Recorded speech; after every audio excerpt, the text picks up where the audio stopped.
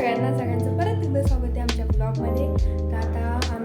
तर आज आहे मार्गशीर्ष दुसरा गुरुवार आणि आम्ही आलेलो आहे गावाला. आम्ही गावाला आलेलो आहे, हे तुम्हाला मी मागच्या व्हिडिओमध्ये सांगितलं होतं.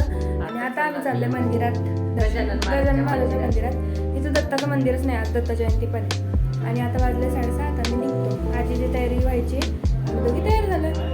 ते आपण पिंक पिंक घातलंय.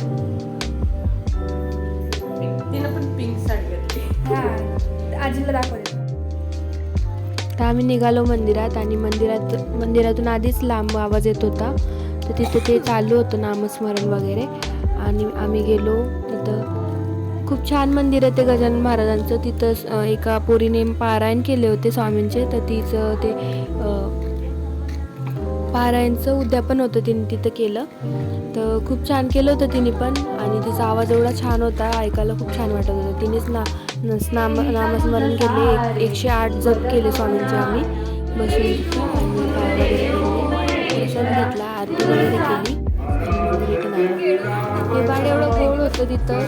नैवेद्याचं जे वाढलं होतं ते तू खात होता. मस्ती पण करत